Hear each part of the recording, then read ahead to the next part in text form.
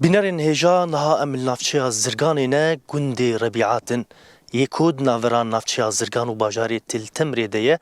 کود اگر کریا ترکیه دروژن داویده با آوای کی دجوار بچکن گران اف گندی ربیعات کریا ارمانجا ایریشن خو وکهون بالپیشا چاوی خود بینن ویرانیک مزن بسر مال و ملکن خلکی نافچه زرگان و باجاری تل تمری ده هاتیه کو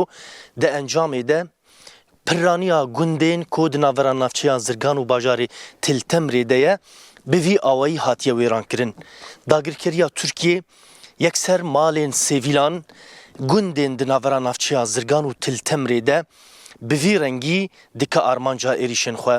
مالین سیویلان بنسازیا هرمید که هدفا خو اف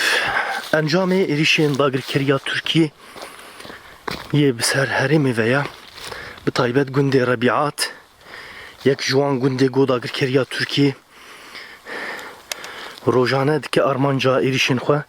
ev jî mizgefta gund e binêrin ev sê salin godagirkeriya Tirkiyeyê nahêle tu kes derbasî vî gundî bive yekser dike armanca êrişên xwe ev jî mizgefta gundê Rebîatê yek ji devera ku hatiye hedef girtin binêrin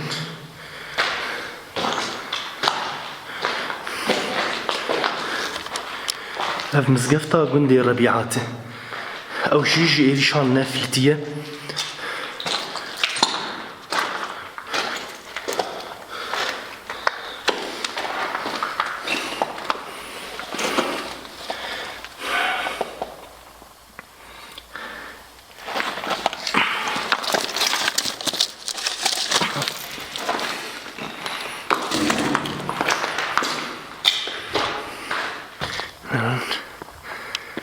ev mizgefte ev jî yek ji wan mûşekên godagirkeriya Tirkiyeyê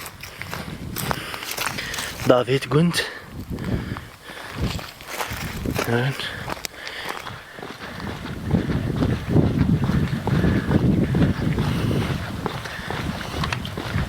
بینەرên hêja niha jî em li navçeya Zirganê ne ku do dagirkeriya Tirkiyeyê benzînxaneya navçeya Zirganê bi taybetiya Elxeşman kir armanca êrişên xwe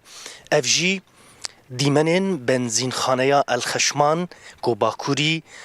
navçeya Zirganê derdora bi 200-300 metrî dikeve ev benzînxane yek ji benzînxaneyên navçeya Zirganê ku xelkên navçeya Zirganê jê mazot û